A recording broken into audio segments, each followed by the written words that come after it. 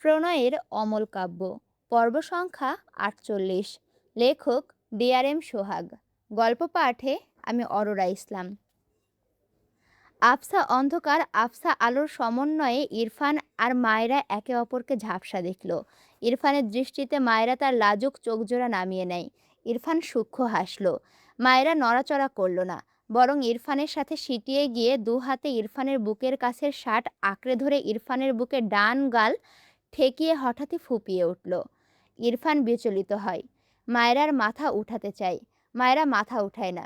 ইরফান বিচলিত কণ্ঠে বলে, what happened? Are you okay? Don't cry. কিছু করছি না। কথাটা বলে ডান হাতে মায়রার গাল স্পর্শ করে। চুলগুলো খুলে গিয়েছে। মায়রা চোখ তুলে তাকায় ইরফানের দিকে। দু হাতে ইরফানকে জড়িয়ে ধরল। এরপর চোখ বুজল। ইরফান তীক্ষ্ণ চোখে তাকিয়ে দেখল মায়রাকে। গালের সাথে পানি লেপ্টে রয়েছে। ইরফান ডান হাতে মায়রার ভেজা গাল মুছে দেয়। দ্বিতীয়বার ইরফান হাত বাড়ালে মায়রা বাঁ হাতে ইরফানের হাত ঝাড়া দেয়। ইরফান তবদা খেয়ে যায়। চোখ নামিয়ে বলে, স্টুপিড, কি প্রবলেম? মায়রা ইরফানকে ওভাবেই ধরে রাখল। ইরফানের বুক থেকে মাথা উঠালো না। মাথাটা একটুখানি উঁচিয়ে কান্নামাখা গলায় বলল, আপনি হার্টলেস। দুদিন পর আমাকে ভুলে যান, পাষাণ লোক। ইরফান তীক্ষ্ণ দৃষ্টিতে তাকিয়ে মায়রার কথা শুনল। মায়রার চোখ থেকে আবারও পানি গড়িয়ে পড়ে। মায়রা চোখ বুজে ইরফানের বুকে মুখ গুজল। ইরফান মায়রাকে টেনে মায়রাকে তার মুখোমুখি করে ঠান্ডা গলায় বলে, কান্নার কারণ এটাই? মায়রা পিটপিট করে তাকায় ইরফানের দিকে। ইরফান তাকে অ্যাভয়েড করে বলে সে কাঁদছে। ইরফান ব্যাপারটা ধরতে পারছে বুঝতে পেরেই মায়রা দ্রুত চোখ খিচিয়ে নিয়ে বলে, আমি বাড়ি যাব। ইরফান গম্ভীর মুখে মায়রার মুখ পানে চেয়ে রইল খানিক। কানের পিঠ পেরিয়ে মায়রার চুলের ভাঁজে 4 আঙুল চালিয়ে ঠোঁট বাঁকায় সামান্য। বাঁ হাতে মায়রাকে তার দিকে আরেকটু টেনে নিয়ে মৃদুস্বরে বলে, you are really a stupid girl. That's why I don't like you. ইরফানের কথাটা শুনেই মায়রা চোখ মেলে তাকায়। ইরফান মায়রার দিকেই চেয়ে আসে। মায়রা ফোঁস করতে করতে একদম ইরফানের মতো করে বলে, আই হেট ইউ মিস্টার। ইরফানের চোয়াল ঝুলে যায়। বিস্ময় দৃষ্টিতে তাকায় মায়রার পানে। মায়রা ইরফানের বুকে মুখ ঠেকিয়ে মিটমিটি হাসল ইরফানের রিয়াকশন দেখে। কিন্তু সে ইরফানকে জড়িয়ে ধরেছে খেয়াল করতেই ভীষণ লজ্জা পেল। ধীরে ধীরে ইরফানকে ছেড়ে মাথা নিচু করে পাশের সিটে বসতে চায়। এজন্য একটু সরতে নিলেই ইরফান মায়রার ডান হাতে এক টান দিয়ে নিয়ে মায়রার ঠোঁটজোড়া আঁকড়ে ধরে। মায়রা হতভম্ব।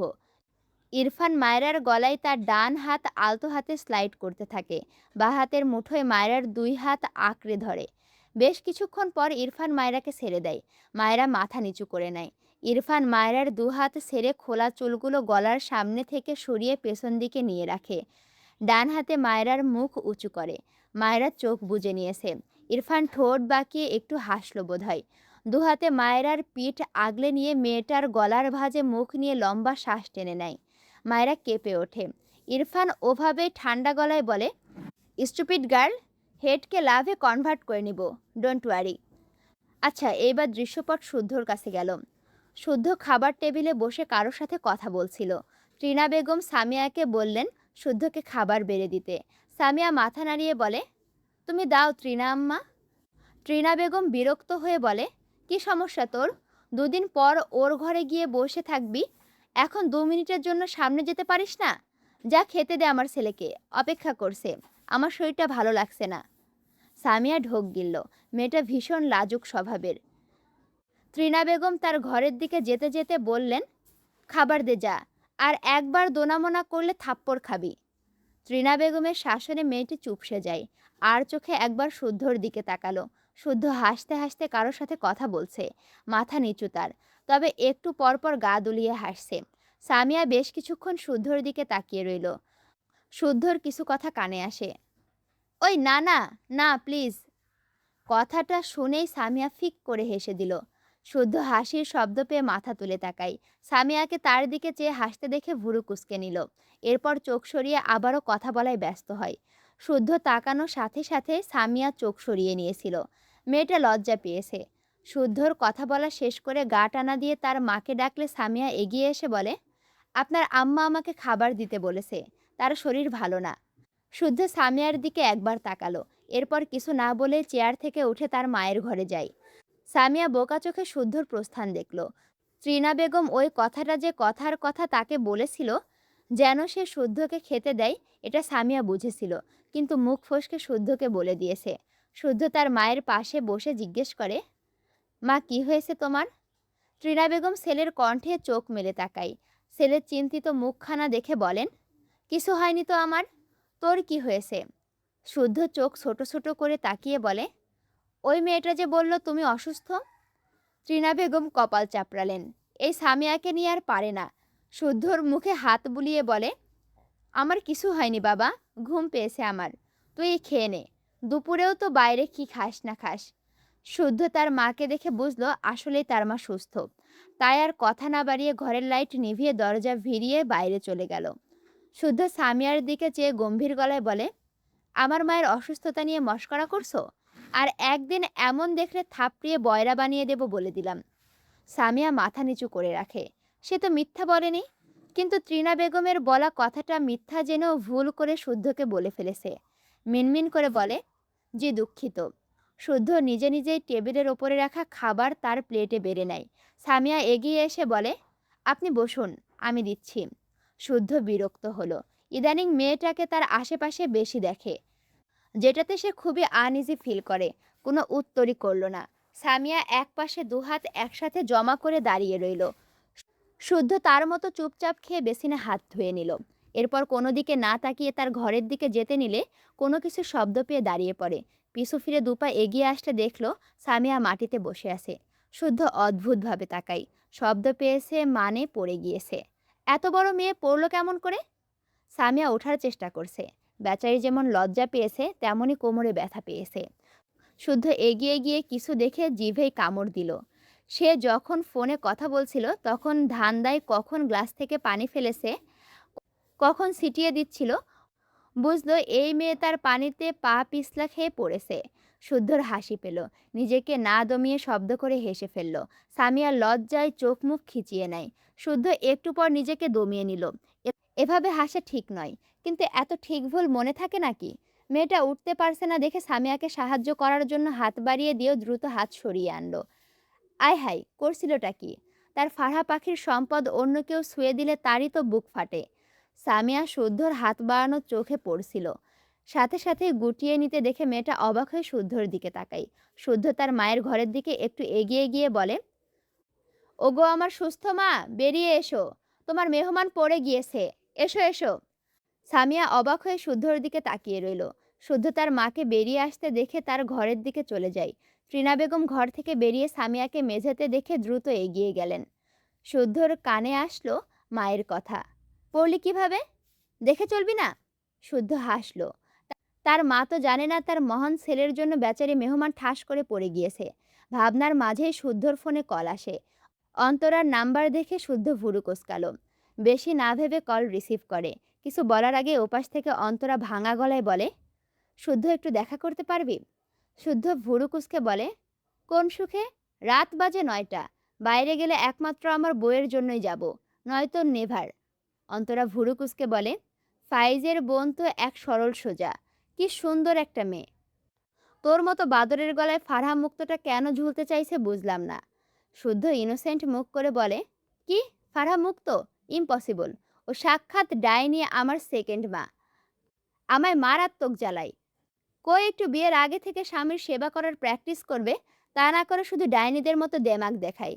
বিয়ে বিয়ে না করতেই জীবন আমার তেনা তেনা ফেনা ফেনা সব করে দিচ্ছে ইয়ার। অন্তরা এত দুঃখের মাঝেও হেসে ফেলল শুদ্ধর কথায়। অতঃপর বলে, ভাই, আমি একটু দুঃখ প্রকাশ করতে কল করলাম। তুই আমারে হাসিয়ে মারবি নাকি? তুই সবার জীবন তেনা নেনা করে দিয়ে এসব বলছিস? Like seriously? শুদ্ধ নিজেও একটু হাসলো। একটু পরে মুখটা ইনোসেন্ট বানিয়ে বলে, আমি নিষ্পাপ বাচ্চা। হ্যাঁ খুব। এত নিষ্পাপ বাচ্চা যে 5 বছরের বাচ্চাও তোকে দেখে আফসোস করবে। তারা এত ছোট হয়েও আমাদের শুদ্ধর মতো নিষ্পাপ হতে পারলো না কেন? শুদ্ধ ভোঁতা মুখ করে রাখলো। অন্তরা দীর্ঘশ্বাস ফেলে বলে, ইরফানের সাথে দেখা হয়েছিল। শুদ্ধ সাথে সাথে বলে ওঠে, খাইছে রে, কয়টা থাপ্পড় খাইলি বল? আমি যদিও ভার্সিটিতে একটু ট্রাই করলাম তোকে থাপ্পড় খাওয়ানোর, তুই তো পালালি। যাক, এখন তো খেয়েছিস। বলছি, ভালো মতো খেতে পেরেছিস তো? পেট ভরেছে? অন্তরা বিরক্ত হলো। শুদ্ধ হাসল। অতঃপর এসব রেখে সিরিয়াস হয়ে বলল, কাহিনী বল। মায়রাকে নিয়ে বলা ইরফানের কথাগুলো ভেবে অন্তরার চোখজোড়া ভিজে উঠল। তাকে দেখিয়ে ইরফানের মায়রাকে চুমু খাওয়ার ব্যাপারটা চোখে ভাসতে অন্তরার কেমন দম বন্ধ লাগলো। একটু চুপ থেকে নাক টেনে বলে, তোর ভাইয়ের কি একটুও দয়া মায়া নেই শুদ্ধ? এতদিন ভাবতাম মনই নেই, কিন্তু বউকে নিয়ে যে সিরিয়াস, এখন বুঝলাম মন আছে। কিন্তু অন্যেরা কি মানুষ না? তোর ভাই এত আয়োজন করে মানুষকে কষ্ট দেয় কেন বলতো? শুদ্ধ চুপ করে শুনল, কোনো উত্তর করল না। এসব তো নতুন নয়। অন্তরা আবারও বলে, আমি তো বলছি না তোর ভাইকে, তাকে আমাকেই ভালোবাসতে হবে। আমি কাকে ভালোবাসবো না বাসবো সেসব তোর ভাই কেন ঠিক করবে? শুদ্ধ এবারেও কিছু বলল না। মুখটা মলিন তার। সে কি করবে? তার হাতে তো কিছুই নেই। অন্তরা ডান হাতে চোখের পানি মুছে বলে, আমার ওই মায়েরাকে খুন করতে ইচ্ছা করছে শুদ্ধ। আমি এতদিন ভাবতাম ইরফান হয়তো আমাকে না মানলেও কাউকে ভালোবাসবে না। এটা ভেবে একটু হলেও শান্তি পেতাম যে ও আমার না হলে অন্য কারোও না। কিন্তু ও কিভাবে কাউকে নিয়ে এতটা ডেসপারেট হতে পারে? ওকে মায়েরাকে নিয়ে এত ডেসপারেট হতে দেখে আমার দম বন্ধ লাগছে। মেয়েটা আমার ছোট বোনের চেয়েও অনেক ছোট। কিন্তু আমি ওকে সহ্য করতে পারছি না। শুদ্ধ ভুরু কুঁচকে বলে, ভার্সিটির কিছু এখানে রিপিট করিস না। তোর সব ইচ্ছে মনেই চেপে রাখ। ইরফান মায়রার ব্যাপারে ভীষণ সিরিয়াস। আর ও কেমন সেটা তোকে নতুন করে চেনাতে হবে না আমার। এসব রেখে একটা ঘুমের ওষুধ খেয়ে কড়া ঘুম দে। অন্তরার চোখ থেকে টুপ টুপ করে পানি গড়িয়ে পড়ে। নাক টেনে বলে, ইরফান যে বলতো আমি ওর ভালো ফ্রেন্ড, সেটাও ভুলে গিয়েছে। বন্ধুত্বের কথা ভেবেও তো ও আমার সাথে দুটো ভালো কথা বলা যায়। ভালো না হয় নাই বাসলো। বন্ধুত্ব ভেঙে গেলে মানুষের একটু হলেও তো কষ্ট হয়। ইরফানের হয় না? ও এমন কেন? শুদ্ধ বেশ কিছুক্ষণ চুপ থাকে। এরপর চাপা শ্বাস ফেলে বলে, ও নিজেকে এক্সপ্লেইন করতে পারে না। তোদের মাঝে ঝামেলা হওয়ার পর ওর ডিস্টার্ব থাকার ব্যাপারটা আমি খেয়াল করেছি। ছোট থেকে একসাথে আছি। একটু একটু নিজে থেকে যা বুঝেছি আর কি। ও তো মুখে বলার মানুষ নয়। সব জেনেও এসব বলছিস কেন? অন্তরা নীরবে কাঁদল। এরপর বলে, ইরফানকে আমার সাথে বন্ধু হয়ে কথা বলতে বলবি শুদ্ধ? আমি শুধু চাই ও আমার সাথে দুটো কথা বলুক, আমাকে ক্ষমা করুক। শুদ্ধ মৃদু স্বরে বলে, বলবো। কান্না থামা মেরি মা। তোর বৌমাকে একটু শেখাতো কিভাবে স্বামী সেবা করতে হয়। অন্তরা নাক টেনে টেনে বলে, বিয়ে কবে করবি? শুদ্ধ একটু আনমনা হয়ে বলে, মাকে কিভাবে ম্যানেজ করব সেটা ভাবছি। বলবো তো অবশ্যই। একটু টাইম নিচ্ছি। প্যারা নাই। মা আমার বহুত বালা। ছেলের পছন্দ ফিরাবে না। কিন্তু মাকে কষ্ট দিতে একটু ভয় লাগে ইয়ার। অন্তরা মুখ বাঁকিয়ে বলে, তাহলে ফারহাকে ভুলে যা। শুদ্ধ চেঁচিয়ে ওঠে, ইম্পসিবল। মা আর ফারহা দুজনেই আমার ঘরে থাকবে। বাল, কই একটু সাহস দিবি, তা না উল্টো বেদ্যপ মার্কা কথা বলছিস। অন্তরা হাসল। তাদের মাঝে এক খাঁটি প্রেমিক শুদ্ধ। ভার্সিটি লাইফ থেকে জান প্রাণ দিয়ে একজনকে ভালোবাসে। তাদের ফ্রেন্ড সার্কেলের মাঝে নাসিম আর অন্তরা এই কথা জানতো। ফাইজকে জানায়নি। ফাইজের বোন ফারহা, এই জন্য শুদ্ধ সবসময় তাকে আর নাসিমকে বলতো সে মধ্যবিত্ত, তার জন্য ফারহা নয়। কিন্তু যখন শুধু সেটেল হয়, সে নিজেই ফাইজকে বলেছিল। ইরফানকে বলতে গিয়েছিল। ইরফানের আনসার ছিল, আই নো এভরিথিং।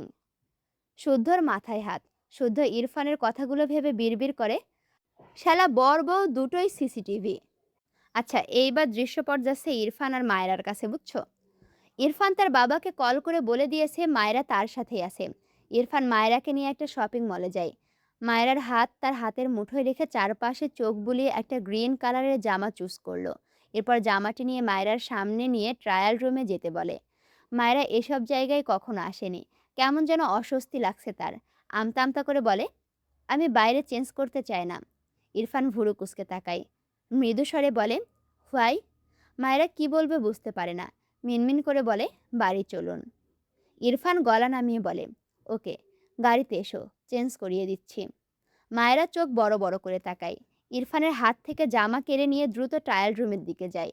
ইরফান দু হাত প্যান্টের পকেটে রেখে মায়রার দিকে তাকিয়ে ঠোঁট বাঁকিয়ে সূক্ষ্ম হাসে। কিছুক্ষণের মাঝে মায়েরা জামা গায়ে জড়িয়ে ট্রায়াল রুম থেকে বেরিয়ে আসে। হাঁটুর নিচ পর্যন্ত গ্রিন কালারের গোল জামা, সেম কালারের একটা চুড়ি পায়জামা, সাথে ওড়না মাথায় দেওয়া। মায়েরা ধীর পায়ে এগিয়ে আসে ইরফানের দিকে। মাথা নিচু তার। মায়েরার পায়ে কিছুক্ষণ আগে ইরফানের কিনে দেওয়া একজোড়ো ব্ল্যাক কালারের জুতো। ইরফান মায়েরার আলতো পায়ে হেঁটে আসা গভীর মনোযোগ দিয়ে দেখে। তার মনে হলো মেঝে ব্যথা পাবে এই জন্য মায়েরা এত আলতোভাবে মেঝেতে পা ফেলছে। ব্যাপারটাই বিরক্ত নয়, বরং ভালো লাগা কাজ করলো। দৃষ্টি ওপরের দিকে তুলে তাকায়।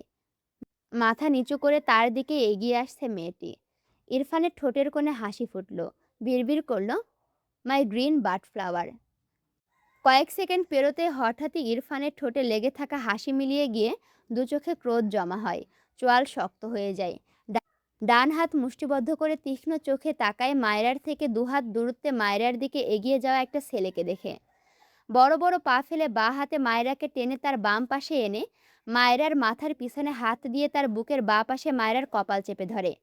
এক সেকেন্ডও সময় ব্যয় না করে ছেলেটির সামনে ডান পা বাড়িয়ে দেয়। সামনে কাচের টেবিলের ওপর ভারী কাঁচ ছিল। ছেলেটি সে কাচের ওপর মুখ থুবড়ে পড়ে। কাঁচ ভেঙে টুকরো টুকরো হয়ে যায়। ছেলেটির আর্তনাদ করে ওঠে। ইরফান তীক্ষ্ণ চোখে চেয়ে থাকলো কিছু সময়। সামনের কাজকে টার্গেট করে ইরফান ছেলেটিকে ফেলেছে। আশপাশ থেকে মানুষজন এগিয়ে আসে। ইরফান ভাবলেশীন। মায়েরা মাথা উঠাতে চাইলে ইরফান মায়েরার কোমর ধরে উঁচু করে কয়েক পা পিছিয়ে যায়। মায়েরা দ্রুত মাথা ঘুরিয়ে পেছনে তাকাতে চাইলে ইরফান দুহাতে মায়েরার গাল চেপে মৃদুস্বরে বলে, ডোন্ট লুক। মায়েরা অবাক হয়ে ইরফানের দিকে তাকায়। ইরফান খুব স্বাভাবিকভাবে মায়েরার দিকে ভালোভাবে দৃষ্টি বুলিয়ে চেক করে বলে, সাইজ ঠিক আছে? মায়েরা এসব রেখে ইরফানের উদ্দেশ্যে বিচলিত কণ্ঠে বলে, পেছনে কি হয়েছে? ইরফান পেছনে একবার তাকালো। ছেলেটির মুখ পুরো রক্তাক্ত হয়ে গিয়েছে। ইরফান দৃষ্টি ঘুরিয়ে মায়রার পানে চেয়ে মৃদুস্বরে বলে, নাথিং। এরপর মায়রার কোমরের দিকে হাত দিয়ে চেক করতে যায় জামাটা কি ঢিল হয়েছে নাকি টাইট। মায়রা ইরফানের হাত আঁকড়ে ধরে বলে, কি করছেন? ঠিক হয়েছে তো? ইরফান আর কিছু বলল না। মায়রার পিছনে এসে দাঁড়িয়ে মৃদুস্বরে বলে, গো। মায়রা পিছনে তাকাতে মাথা ঘোরাতে চায়। তার আগে ইরফান পিছন দিয়ে মায়রার কপালে হাত দিয়ে মায়রার মাথাটা তার বুকের সাথে চেপে ধমকে বলে, স্টুপিড, আমাকে রাগিও না, যেতে বলছি আমি। মায়রা অসহায় চোখে তাকালো। এই লোকটা এমন কেন? কি হয়েছে পিছনে? সবার কথা শুনে মনে হচ্ছে কেউ গুরুতর আহত হয়েছে, কিন্তু কিভাবে?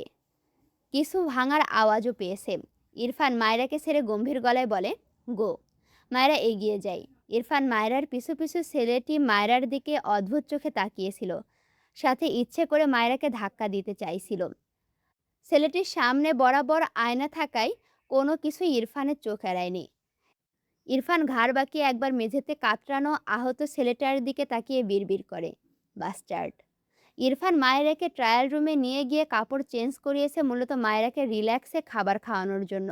প্রায় সকাল থেকে কলেজ ড্রেস পরেছিল। আর মায়েরার শুকনো মুখ দেখে সে বাড়ি পর্যন্ত যাওয়ার সময়টুকু নষ্ট করেনি। মায়েরাকে চেঞ্জ করিয়ে সরাসরি একটা রেস্টুরেন্টে নিয়ে আসে। ইরফান মায়েরার হাত ধরে রেস্টুরেন্টের ভেতরে প্রবেশ করে। মায়েরা আশেপাশে চোখ বুলায়। খুব সুন্দর লাগলো জায়গাটি তার কাছে। চোখ ঘুরিয়ে ঘুরিয়ে দেখতে লাগলো। পুরো রেস্টুরেন্ট জুড়ে অনেক সুন্দর লাইটিং করা। মায়েরা শপিং মলের ঘটনা মাথা থেকে বের করতে পারছিল না। তবে এখানে এসে তার মন ভালো হয়। ইরফান মায়েরাকে নিয়ে এক কোণায় গিয়ে বসে। মায়েরাও চুপচাপ ইরফানের পাশে ভদ্র হয়ে বসে। ইরফান মায়েরাকে জিজ্ঞেস করল না। নিজে থেকে মায়েরার জন্য হাঁসের মাংস দিয়ে বাসমতি চালের ভাত দিতে বলে ওয়েটারকে। মায়েরা অবাক হয়ে তাকায় ইরফানের দিকে। মায়েরার ভীষণ প্রিয় হাঁসের মাংস। মায়েরার মনে প্রশ্ন জাগে, লোকটা কি জানে তার হাঁসের মাংস পছন্দ? দুপুরেও না খেয়ে তার পেট একদম ফাঁকা। এই খাবারটা ওই যে একদিন ইরফান তাকে গাড়িতে এনে দিয়েছিল, এরপর আর খাওয়া হয়নি। মেয়েটির মুখে হাসি ফুটে ওঠে। ইরফান কারো সাথে কলে কথা বলছে। মায়েরার হঠাৎই ঠান্ডা লাগে। এখানে এসি দেওয়া। এসিতে মায়েরা বেশিক্ষণ থাকতে পারে না। মেয়েটা দুহাতে নিজেকে গুটিয়ে নেয়। ইরফান ব্যাপারটা খেয়াল করতে বাঁ হাতে মায়েরাকে টেনে তার কোলে বসায়। মায়েরা চোখ বড় বড় করে তাকায়। এখানে আশেপাশে কত মানুষ। মায়েরা বিড়বিড় করে, ছাড়ুন আমায়। ইরফান মায়েরার কথা শুনল না। ফোন টেবিলে রেখে কানে ব্লুটুথ লাগিয়ে কথা বলতে থাকে। দু হাতে মায়েরাকে তার বন্ধনীর মাঝে নিয়ে নেয়। এরপর মায়েরার উদ্দেশ্যে মৃদুস্বরে বলে, আর শীত করবে না, ডোন্ট টক। মায়েরা ঢোক গিলল। আশেপাশে চোখ বুলিয়ে দেখলো তেমন কেউ তাকায়নি তাদের দিকে। দু একজনের মাঝে মাঝে তাকাচ্ছে। মায়েরা লজ্জা পেল, তবে কিছু বলল না। তার অনুভূতি বুঝতে পারে না। তবে মনটা কি ভীষণ ফুরফুরে লাগলো। তার সত্যি এখন আর শীত করছে না। মায়েরার অস্বস্তি হয়েছে ইরফানের কোলে বসে খেতে। মেয়েটা অনেকবার নামিয়ে দিতে বলেছে। ইরফান ধমকে থামিয়ে দিয়েছে। মায়েরা উপায় না পেয়ে মাথা নিচু করে গপাগপ খেয়ে নেয়। আশেপাশে আর তাকায়নি। একটা গান শোনা। শুদ্ধর কথায় ইরফান বিরক্ত হলো। সে এক মনে ফোন স্ক্রল করছে। শুদ্ধ হতাশ কণ্ঠে নাসিমের উদ্দেশ্যে বলে, আজ আমার কাকের গলা, মানুষের কোকিলের গলা, তাই আমায় দাম দিচ্ছে না কেউ। নাসিম হাসল শুদ্ধর কথায়। তাদের ফ্রেন্ড সার্কেলের মাঝে ইরফান আর অন্তরার গানের গলা অনেক ভালো। তবে ইরফানের গানের গলা একেবারে মারাত্মক ভালো বলা যায়। কিন্তু এই ইরফানের হাতে পায়ে ধরেও একটা গান শুনতে পারে না তারা। নাসিম বেঞ্চের দুপাশে দুপা দিয়ে ইরফানের দিকে চেয়ে বলে, আরে শোনা একটা গান, অনেক দিন পর আবদার করলাম, বন্ধু হয় না, শোনা। কোথা থেকে অন্তরা এসে নাসিমের থেকে একটু দূরত্ব রেখে বসে বলে, কি হয়েছে? শুদ্ধ হতাশ কণ্ঠে বলে, আমিও তোদের মতো কোকিল হতে চাই। ইরফানের ভাব আর নেওয়া যাচ্ছে না। অন্তরা ইরফানের দিকে আর চোখে চেয়ে হাসে। এরপর হঠাৎই একটা গান গেয়ে ওঠে, ভালোবাসি তোমায়, ভালোবেসে যাব, জনম জনমের সাথী হব।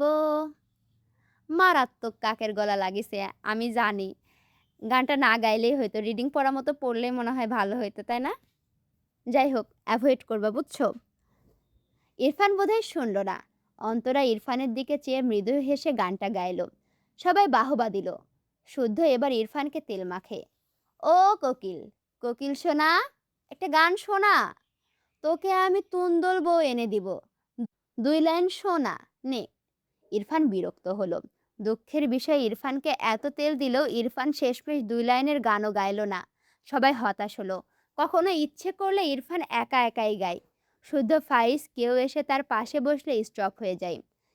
এভাবে তাদের বেশ কয়েকবার ইরফানের গলায় গান শোনা হয়েছে। সেই দিনের কথাগুলো ভেবে শুদ্ধ দীর্ঘশ্বাস ফেলল। সে ইরফানের বাসায় এসেছে। ইরফানকে অন্তরার কথা বলতে ইরফান রেগে যায়। শুদ্ধ তাদের ভার্সিটি লাইফের ছোট্ট একটা ভিডিও ওপেন করে দেখায় ইরফানকে। শুদ্ধর এই অভ্যাস আছে। অনেক ভিডিও তার কাছে সেভ আছে। ইরফান কিছু বলল না, শুধু দেখলো তাদের সবার ভার্সিটি লাইফের ছোট ছোট কাহিনীগুলো। শুদ্ধ ফোন পকেটে রেখে বলে, অন্তরার সাথে ফ্রেন্ডশিপটা ঠিক করে নে ইরফান, আগের কথা ভুলে যা। ইরফান বসা থেকে দাঁড়িয়ে যায়, রেগে বলে, ইম্পসিবল। শুদ্ধ অসহায় চোখে চেয়ে বলে, ইরফান, অন্তরা আমাদের ফ্রেন্ড, আগের সব ভুলে যা। অন্তরা ফ্রেন্ডশিপ নষ্ট হওয়ার জন্য কষ্ট পায়। ইরফান চোখ বুজে শ্বাস ফেলে। এরপর শান্ত গলায় বলে, she was like my sister, but সে নিজ হাতে এই রিলেশন ডিস্ট্রয় করে দিয়েছে। কথাটা বলে আর দাঁড়ায় না। শুদ্ধ চুপ করে রইল, ইরফানের কথাটা ভাবল। কেন যেন প্রাণহীন হাসল। তার ভীষণ আফসোস হলো, ইরফান বোনের মতো অন্তরাকে হারিয়ে খুব ভালো নেই। অথচ সে সাপ ছেলেটা তার কোথাও এক বিন্দু রাখে না। ইরফান শুদ্ধর ঘর থেকে নিজের ঘরে আসে। মায়েরা বিছানায় এলোমেলো হয়ে ঘুমিয়ে আছে। ইরফান ঘড়িতে একবার সময় দেখল, রাত 11টা। বেশ অনেকক্ষণ মায়রার মুখ পানে চেয়ে রইল ইরফান। এগিয়ে এসে মায়রার কাছ ঘেঁষে দাঁড়ায়। মায়রা নড়ে চড়ে ওঠে। চুলগুলো মুখের ওপরে আসায় মায়রা বিরক্তিতে চোখ মুখ কুঁচকে নেয়। ইরফান একটু ঝুঁকে ডান হাতে মায়রার অবাধ্য চুলগুলো মুখের ওপর থেকে সরিয়ে দেয়। ঠোঁট বাঁকিয়ে সামান্য হেসে মৃদু স্বরে গেয়ে ওঠে, তোকে একারে দেখার লুকিয়ে কি মজা, সে তো আমি ছাড়া কেউ জানে না। আমার এই কাকের গলায় তোমাদের আর সুর দিয়ে এবার আর শুনাইলাম না, বুঝছো? তোমরা বুঝে নাও, এটা একটা গান, বুঝলা? ওই যে ভিডিও দেখে দৌড় মেরে চলে যাচ্ছ, এরকম করলে কি হবে? ভিডিওতে বেশি বেশি করে লাইক, কমেন্ট, শেয়ার করো। আর এখনও যদি আমার চ্যানেলটি সাবস্ক্রাইব করে না থাকো, অবশ্যই সাবস্ক্রাইব করে পাশে থাকো। দেখা হচ্ছে পরবর্তী ভিডিওতে। আমি তোমাদের সাথে আছি, তোমাদের অপ্রিয় পাঠিকা অরোরা ইসলাম। আল্লাহ হাফেজ।